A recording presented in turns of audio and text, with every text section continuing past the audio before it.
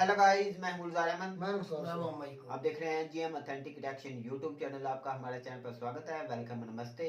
अगर आप देखना चाहते हैं इसी तरह की ऑथेंटिक रिएक्शन वीडियोस, आप हमारा चैनल जरूर सब्सक्राइब करें, लाइक करें, शेयर करें। यूं ही अपना प्यार दिखाते रहे। चलो देखते हैं वर्ल्ड फेयर की प्रशांत सर की वीडियो है। तो पहले देखते हैं वीडियो, उसके बाद देते हैं अपना authentic reaction. Hello and welcome you to world affairs. मैं हूं प्रशांत धवन। नाउ बहुत ही लंबे समय तक भारत ने यूनाइटेड नेशंस में रखा न्यूट्रल स्टांस, एब्सटेन किया बहुत बार, मगर फाइनली जब रशिया को बिल्कुल आवश्यकता थी भारत के सपोर्ट की, तो भारत ने रशिया के पक्ष में वोट किया है नाजीइज्म के इशू को लेकर। यहां पर आप देख पाओगे, आपको दिखेगा आर्टिकल कि यूनाइटेड नेशंस में इंडिया ने वोट किया है रशिया के पक्ष में on resolution on fighting against Nazism. अब यहाँ पे आपका सवाल आएगा, नाजीइज्म, अच्छा नाजी विचारधारा तो हिटलर की थी, हिटलर तो मारा गया वर्ल्ड वॉर 2 में और नाजी विचारधारा की हार हो गई थी। तो आज 2022 में नाजी विचारधारा पर रशिया वोट क्यों करवा रहा था और यहाँ पे इंडिया की हेल्प इनको क्यों चाहिए थी, डिस्कस करेंगे इस वीडियो में। बहुत कुछ आपको जानने को मिलेगा, a lot to know, a lot to discuss as always. But before we begin, आगे बढ़ने से पहले आपसे क्वेश्चन पूछूंगा। क्वेश्चन ये है कि लूला डा सिल्वा ये रिसेंटली बने हैं प्रेसिडेंट किस कंट्री के? ये है यहाँ पे आपके ऑप्शंस, कोलंबिया, स्पेन, ब्राजील या फिर अर्जेंटीना। कमेंट सेक्शन में सब लोग करो आंसर। सही आंसर मैं आपको दूंगा वीडियो के अंत में। अच्छा, पहली बात तो यहाँ पर ये समझ लो कि अभी जो रीसेंट वोटिंग हुई है ये यूएन के सिक्योरिटी काउंसिल में नहीं हुई। सिक्योरिटी काउंसिल में आपको मिलेंगे सिर्फ 15 मेंबर्स। ये वोटिंग रशिया ने करवाई यूनाइटेड नेशंस के जनरल असेंबली में। जनरल असेंबली में कोई वीटो होता नहीं है और यहाँ पे जो रेजोल्यूशन है ये बाइंडिंग नहीं होते, मतलब कि जरूरी नहीं है कि इसको आपको फॉलो करना ही है। मगर यूएन जनरल असेंबली में टोटल मेंबर हैं 193। तो जब यहाँ पे एक रेजोल्यूशन पास होता है तो माना जाता है कि ये दुनिया की आवाज है, दुनिया भर के सारे देश मेजॉरिटी में इस साइड को सपोर्ट कर रहे हैं। तो यूएन की जनरल असेंबली में रशिया ने कहा कि देखिए एक रेजोल्यूशन हमको पास करना होगा जिससे जो भी लोग दुनिया में आज के समय हिटलर की जो नाजी विचारधारा थी उसका समर्थन करते हैं, उसको प्रमोट करते हैं, जो रेसिज्म को प्रमोट करते हैं, इवन इस्लामाफोबिया को प्रमोट करते हैं, इन सब के खिलाफ दुनिया को मिलकर खड़ा होना होगा। ये थी रशिया की कॉल। और आप जान के हैरान होंगे, मगर ये जो रेजोल्यूशन है ये प्राइमरली टारगेट करता है यूक्रेन को। पहली बात तो यहाँ पे आपको समझनी होगी कि बिल्कुल हिटलर 1945 में मर गया था। 30 अप्रैल 1945 को हिटलर ने सुसाइड कर ली थी, मगर हिटलर की जो विचारधारा है आज भी कई जगह जिंदा है। अब फॉर एग्जांपल यहाँ पर आप देख पाओगे, आपको आर्टिकल मिलेगा यूक्रेन के नियो नाजी बटालियन। यूक्रेन में कई जो सोल्जर्स हैं, कई बटालियन हैं, उनके कनेक्शन है या आप कह लीजिए उनको काफ़ी इंस्पिरेशन मिलती है हिटलर की विचारधारा से। और यहाँ पे आप देख पाओगे इवन यूएसए का जो मीडिया है ये भी कह रहा है कि यूक्रेन की जो नाजी प्रॉब्लम है ये बिल्कुल असली है।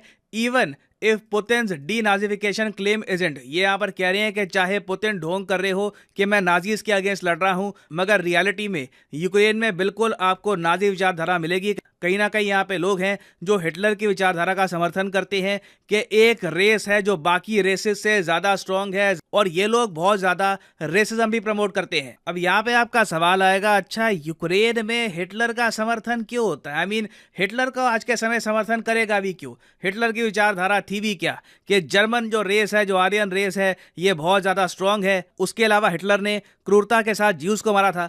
देखो यूक्रेन में जो हिटलर की विचारधारा है ना, वो ज्यूस के अगेंस्ट इतनी नहीं है, क्योंकि आप देखोगे ज़ेलेंस्की खुद एक ज्यू है, उनके प्रेसिडेंट है। मगर हिटलर की विचारधारा का एक पार्ट ये भी था कि हिटलर रशियंस को पसंद नहीं करते थे। रशियंस जो by race, by ethnicity Slavs हैं, इनको हिटलर बिल्कुल मिटा देना चाहते थे। और वर्ल्ड वॉर 2 में आप अगर जाकर देखोगे ना, तो उस वक्त यूक्रेन का जो ये वाला पार्ट है, उस वक्त Ukraine as a country independent था नहीं, ये बस यूएसएसआर का ही पार्ट था। मगर जब हिटलर की फोर्सेस बिल्कुल पास पहुंच गई यूक्रेन के, तो यूक्रेन के एक बहुत ही बड़े पार्ट ने कर दिया सरेंडर और ये कहा हिटलर को कि देखिए हम आपकी हेल्प करेंगे, इसके बदले में हमको बख्श देना, हम आपकी हेल्प करेंगे यूएसएसआर में स्टालिन को हराने में। और इस बात को लेकर आपको दुनिया भर की इंसाइक्लोपीडियाज में बहुत सारे पेजेस मिलेंगे कि किस तरीके से यूक्रेन ने कोलैबोरेशन करी थी नाजी जर्मनी के साथ।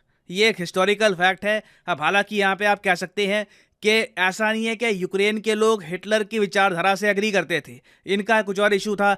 इनको स्टालिन पसंद नहीं था, इनको उम्मीद ये थी कि हिटलर आएगा तो स्टालिन पीछे हट जाएगा तो इनको थोड़ी आज़ादी मिलेगी। बट कहीं ना कहीं आप कह लीजिए 1945 से ना यूक्रेन में नाजी विचारधारा के प्रति एक आप कह लीजिए अट्रैक्शन सा पैदा हो गया, और ये अट्रैक्शन आज भी जिंदा है जब यूक्रेन लड़ रहा है रशिया से।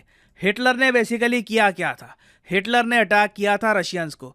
तो यूक्रेनियंस भी आज के समय काफ़ी जगह ये इंस्पायर होते हैं हिटलर से, कि जिस तरीके से एक बार को हिटलर ने भी रशियंस को खड़का दिया था, हम भी एक बार को रशियंस को खड़का देंगे। हालांकि अंत में हिटलर की हार हुई थी, यूएसए और यूएसएसआर ने मिलकर हिटलर को हरा दिया था। मगर आप कह लीजिए ये हिस्ट्री का एक बहुत ही अजीब सा पहलू है कि यूक्रेन में आज भी आपको हिटलर की विचारधारा के बहुत सारे फैन मिलेंगे। इसका मतलब ये नहीं है कि पूरा जो यूक्रेन है ये फॉलो करता है हिटलर की विचारधारा को। उल्टा ज़ेलेंस्की काफ़ी बार कह चुके हैं कि हिटलर गलत आदमी था, उसने गलत काम किए थे। मगर यूक्रेन में काफ़ी जगह आपको सैनिक मिलेंगे, काफ़ी इनके गांव मिलेंगे, इनकी डिस्ट्रिक्ट्स मिलेंगी जहां पर नाजी विचारधारा की प्रॉब्लम बिल्कुल जीवित है। और काफ़ी बार पुतिन ने क्या किया है कि यूक्रेन की जो ये नाजी प्रॉब्लम है इसको हाईलाइट करते हुए, ये इसको पॉइंट आउट करते हुए कहा है कि देखा इसीलिए मैंने यूक्रेन पे अटैक किया है। आपने देखा होगा पुतिन ने हाल ही में कुछ महीने पहले जब अपने देशवासियों को भाषण दिया तब इन्होंने ये कहा कि यूक्रेन में इनका ऑपरेशन तब तक नहीं रुकेगा जब तक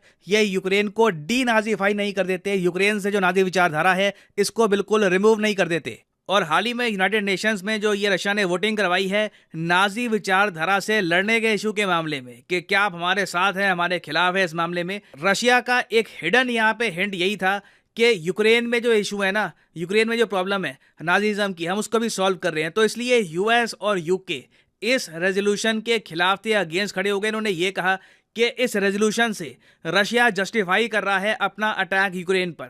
और अब क्वेश्चन यहाँ पर यही था कि क्या दुनिया रशिया के इस रेजोल्यूशन को सपोर्ट करेगी या फिर नहीं करेगी। क्योंकि वैसे मैं आपको बताऊं तो रशिया ने वैसे ये जो रेजोल्यूशन है ये पास करवाया था 2021 में भी, जब इन्होंने यूक्रेन पर अटैक नहीं किया था ना, उस वक्त भी रेजोल्यूशन पास हुआ था। क्योंकि रशिया बहुत ही गोलमोल भाषा यहाँ पर यूज़ करता है कि जी हम हिटलर की विचारधारा के अगेंस्ट हैं, हम रेसिज्म के अगेंस्ट हैं, हम इस्लामाफोबिया के अगेंस्ट हैं। तो जब ये इस्लामाफोबिया कहते हैं तो बहुत सारे जो इस्लामिक कंट्रीज़ हैं, यूएई, सऊदी अरेबिया वगैरह, पाकिस्तान, ये सब साथ हो जाता है रशिया के। उसके अलावा जब ये कहते हैं हम रेसिज्म के अगेंस्ट हैं तो अफ्रीका समर्थन कर देता है, इंडिया समर्थन कर देता है। और 2021 में आप देखोगे कि रशिया ने बहुत ही आराम से एक ह्यूज मेजोरिटी के साथ ये रेजोल्यूशन पास करवा दिया था। मगर क्वेश्चन ये था कि क्या 2022 में भी रशिया ऐसा करवा पाएगा। और इन दी एंड देखिए वोटिंग आपके सामने है, 105 देशों ने रशिया का समर्थन किया और टोटल 52 कंट्रीज ने इस रेजोल्यूशन के अगेंस्ट वोटिंग करी और 15 कंट्रीज ने एब्सटेन कर दिया। और आप नोटिस करेंगे कि भारत ने वोट किया है यस, यहाँ पर समर्थन किया रेजोल्यूशन का। पाकिस्तान ने समर्थन कर दिया क्योंकि रशिया ने यहाँ पर नाजीज़म के साथ इस्लामाफोबिया का जो एंगल है ये भी ऐड कर दिया था। और आप नोटिस करोगे चाइना समेत बांग्लादेश, वेरियस कंट्रीज ने रशिया के इस रेजोल्यूशन का सपोर्ट किया है। Of course USA, UK, Ukraine वगैरह इस रेजोल्यूशन के खिलाफ खड़े थे। ये तो ऑब्वियसली यही कहेंगे कि ये जो रेजोल्यूशन है इसमें रशिया का कोई प्लान नहीं है कि हिटलर की विचारधारा को खत्म करना है। ये लोग मेनली बस यूक्रेन को टारगेट करना चाहते हैं। और अभी जो G20 समिट होगा ना इंडोनेशिया में, जहां पर ज़ेलेंस्की ने ऑलरेडी कह दिया है कि ये पार्टिसिपेट नहीं करेंगे अगर व्लादिमीर पुतिन भी जाते हैं इस समिट में। तो इस समिट में आने से पहले आप कह लीजिए पुतिन ने ग्राउंड वर्क तैयार किया है ताकि बाकी कंट्री से बात कर पाएं कि देखिए यूक्रेन में नाजी की भी प्रॉब्लम है ना, तो जो वो प्रॉब्लम है वो भी हम प्रॉपरली सॉल्व कर रहे हैं। हम ऐसा नहीं है कि बस सिविलियंस पर बॉम्बिंग कर रहे हैं। इस अटैक के पीछे एक हिस्टोरिकल रीजन भी है। और इस G20 समिट में आप देखोगे कि पुतिन को बिल्कुल हेल्प चाहिए होगी इंडिया से, चाइना से, ताकि बाकी जो G20 देश हैं जो आलोचना करेंगे पुतिन की, इनके क्रिटिसिज्म को पुतिन झेल पाए। ऑलरेडी आपने इसलिए देखा होगा कि पुतिन ने इंडियंस के बारे में भी बहुत स्वीट बातें बोली स्टार्ट कर दी है कि इंडियन सिटीजन्स टैलेंटेड हैं, हम लोग पर्पसफुल हैं, हम लोग 1.5 बिलियन की आबादी है और हम लोग इन द फ्यूचर बिल्कुल रूल करेंगे। रिसेंटली आपने देखा होगा, इससे पहले ही पुतिन ने कहा था कि फ्यूचर बिलोंग्स टू इंडिया। तो इससे आप समझ सकते हैं कि पुतिन कितने ज्यादा एक स्मार्ट, कनिंग, चालाक पॉलिटिशियन है। इन्होंने बहुत ही स्मार्ट तरीके से हिस्ट्री का एक जो बहुत ज़्यादा इनफेमस चैप्टर है, यूक्रेन की हिस्ट्री का जो चैप्टर है, इसको इस्तेमाल किया अपनी इन्वेजन को जस्टिफाई करने के लिए। और दूसरी तरफ आप देखोगे तो यूएस, यूके, यूक्रेन, बाकी इवन बहुत सारे यूरोपीय देश सब फेल कर गए आज के समय यूक्रेन को इस इशू में डिफेंड करने से। तो मैं उम्मीद करता हूं कि अब आपको समझ में आ गई होगी बात कि नाजी विचारधारा पर रिसेंटली यूएन में वोटिंग क्यों हुई है और इंडिया ने रशिया का समर्थन यहां पर क्यों किया। ना वापस आते हैं अपने क्वेश्चन की तरफ। क्वेश्चन यहाँ पर यह था कि लुला दा सिल्वा ये रिसेंटली बने हैं the new president of which country. तो सही उत्तर यहाँ पे है option C, the country of Brazil. हालांकि इनके चुनाव को लेकर अभी भी थोड़ा सा डिस्प्यूट है, मगर अभी के लिए ये बात तय है कि ये बनेंगे ब्राजील के अगले प्रेसिडेंट। फाइनली यहाँ पर मैं ये भी ऐड कर दूं कि लाइफ में अगर आप एक बार प्रॉपरली यूपीएससी एग्जाम की तैयारी करना चाहते हैं। वीडियो खत्म, बड़ी इंटरेस्टिंग वीडियो। आज पता चला कि प्लूटन दिमागी तौर पर कितने शातिर और चालाक भी हैं। जहाँ तक वो असाब के तकड़े हैं ना, असाब एक आदमी छोड़ जाता है ना, कोई उसका प्रेशर होता है मुख्तलिफ कंट्री से, मुख्तलिफ नेशन से, तो वो असाब उसके थोड़े से मतलब नरम पड़ते हैं। तो उसके साथ साथ उसका दिमाग असाब का भी तकड़ा है और साथ साथ उसकी प्लानिंग भी बहुत मजबूत है। कि वो अक्सर जब पाकिस्तान ने ये बिल दिया था ना, यूएन में इमरान खान ने पेश किया था इस्लामोफोबिया, तो उस वक्त भी रशिया ने कहा था कि ये बिल्कुल ठीक है कि इस्लामोफोबिया नहीं होना चाहिए। बयान दिया था क्योंकि उनको पता है कि मुसलमानों के 57 कंट्रीज हैं और सारे जो कंट्री इस्लामोफोबिया के खिलाफ हैं। तो जारी बात है अगर रशिया भी जाएगा तो समझ लेंगे जो जितने मुस्लिम कंट्रीज हैं वो सारे रशिया के हक में बोल पड़ेंगे कि रशिया ने अच्छा 12% रशिया के अंदर भी मुसलमान है, रशिया में भी है ना, मैं वही बात कर रहा हूँ। तो देखे यकीन करें उसने किस तरह जस्टिफाई किया यूक्रेन के अटैक को, कि यूक्रेन पर जो उसने अटैक किया कितना उसने मजहबी रंग भी दिया। भाई ये खिलाड़ी है। अमेरिका जैसे मुल्क का भी मुंह बंद कर लिया। इंटेलेक्चुअल, यकीन करें इंटेलेक्चुअल ये उसने स्टेप लिया है। इसे कहते हैं ये थिंक टैंक, बहुत हाई लेवल पे उसने ये स्टेप लिया है कि जस्टिफाई कर कितना अच्छे तरीके से उन्होंने कर दिया। नहीं क्या यूक्रेन में ऐसे नाजी वो यार वही है ना, वही प्रशांत सर बता रहे हैं कि नाजीज्म है ना, क्योंकि जो है ना जर्मनी के लोग, जर्मनी ने हिटलर ने अटैक किया था रशिया पर, तो पहले शुरू में तो थोड़ा सा वो कामयाब उसका अटैक रहा, लेकिन बाद में सर्दी की वजह से, क्योंकि रशिया को आज तक तो कोई कंकेयर कर नहीं सका, कोई फतह कर नहीं सका, तो उसको फिर मुंह की भी खानी पड़ी। लेकिन हिटलर नाजीज्म यही है ना कि आप जो हिटलर का है ना ज्यूज के खिलाफ, हालांकि जो ज़ेलेंस्की खुद ज्यू है, मतलब जो है वो यहूदी है, यहूदियों के खिलाफ उसने किया था। वो ये समझा रहे हैं अपना प्रशांत सर कि ये देखें कि ये नाजीज्म की जो मतलब जो पॉइंट ऑफ व्यू था ना उसका, अपना हिटलर का, वही पॉइंट ऑफ व्यू पाल रहा है यूक्रेन में। नहीं ये जो जर्मन है ये यहूदी हैं, ईसाई हैं, ये क्या चीज है? ये ईसाई मेरे ख्याल में क्रिश्चियन है, ज्यादातर दुनिया में यही है, क्रिश्चियन है। और ये असल आप समझे नहीं गहराई क्या है असल में। वो कह रहे हैं क्योंकि नाजीज्म यानी कि जर्मनी यानी कि हिटलर ने अटैक किया था किस पर, रशिया पर, और वो उसी मेंटालिटी के लोग, उसी ज़हनियत के लोग अभी तक यूक्रेन में मौजूद है, क्योंकि रशिया पर अटैक हुआ था और उस मेंटालिटी के लोग मौजूद है यूक्रेन में। अब मैं वो खत्म करने के लिए यूक्रेन पर हमला कर रहा हूँ, ये उसने जस्टिफाई किया। और साथ में उसने टच दे दिया है मजहब का, इस्लामोफोबिया का, रेसिज्म का, ये जितने भी मतलब हर बड़े बड़े जो मजहब है। मैं कहता हूँ कमाल इंडिया ने तो फिर उसके हक में अच्छा जो वोट डाला है वो ठीक बनते ही नहीं था, पाकिस्तान ने जो उनके हक में दे दिया भाई। इंडिया ये अच्छी बात है ना, जो यूक्रेन में हमला हुआ है वो तो ठीक, वो फिर उन्होंने प्यूटन ने किया है हमला, ठीक किया या गलत किया ये उसको पता है, लेकिन उसने जस्टिफाई बड़े अच्छे तरीके से किया। ऐसी बात जितना उसने इंटेलेक्चुअल ये स्टेप लिया, मैं तो खुद हैरान हो गया हूँ। यकीन करें इतने तो अमेरिकन थिंक टैंक की भी नहीं सोच काम करती होगी जितनी उसकी काम कर गई इस जगह पर, इस सिचुएशन में। और फिर देखा 105 यानी कि 105 कंट्रीज ने उसके हक में वोट दिया।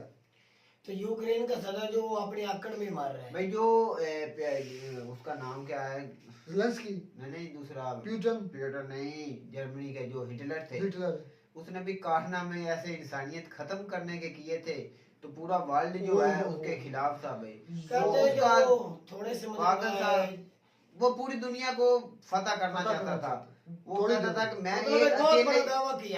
अकेले वो खुदा बनना चाहता था ना, कि पूरी दुनिया पे मैं राज करूं। उसने कर चला था फतह रशिया को, लेकिन उसकी गलत मूव क्या थी, उसने एक ही वक्त में सारे मालिक पर इकट्ठे ही हमला बोल दिया था एक ही वक्त। लेकिन उस वक्त जितना पावरफुल था ना, जितना पावरफुल उसने कर दिया था जर्मनी को, क्योंकि उनके जो सोल्जर, उसके बारे में मैंने ये भी पढ़ा सुना कि वो अपने सोल्जर को मतलब कि ना नशा भी करवाता था।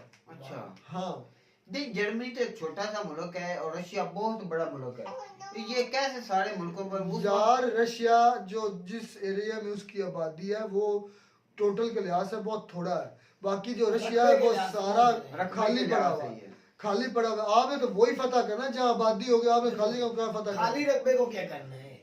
जब आप वहाँ फतह कर लेंगे, आपको किला जिस तरह अब रशिया का मास्को है, मास्को जब फतह हो जाएगा उनका दारुल हुकूमत, फिर सारी ये बात सब है, खत्म हो खत्म हो गई। गई। ऐसे ऐसे छोटे मुमालिक हैं जो पहले बड़ी बड़ी ताकत रखते थे, जैसे इंग्लैंड है, जर्मनी है, इंग्लैंड छोटा फ्रांस नहीं है। था, इंग्लैंड छोटा नहीं था। इतना छोटा होता तो इस खाली वक्त इतनी जो सारा हमें करता। नक्शे में नजर आता है ना रुखसार भाई, वो और तो यार बिल्कुल आप तो छोटा मैं है। खुद लक्ष्य हो आपको छोटा से नजर आ रहा होता है भाई, लेकिन हकीकत में बहुत ज्यादा है। इतना छोटा भी इंग्लैंड वाले नहीं नहीं। जी बहुत छोटा है भाई इंग्लैंड। इस वक्त जो नक्शे, पहले के नक्शे आप बता सकते हैं कोई? पहला ज्यादा था ना, पहले इसकी टेरिटरी थी, हम बरसगीर खुद उसकी टेरिटरी थी वो तो उन्होंने कब्जा किया हुआ था ना, तो यार, सारा वही बात है ना। जो इस वक्त हालात है ना जो इंग्लैंड के, वो तो बिल्कुल एक छोटा छोटा है सा अब तो। मुल्क है।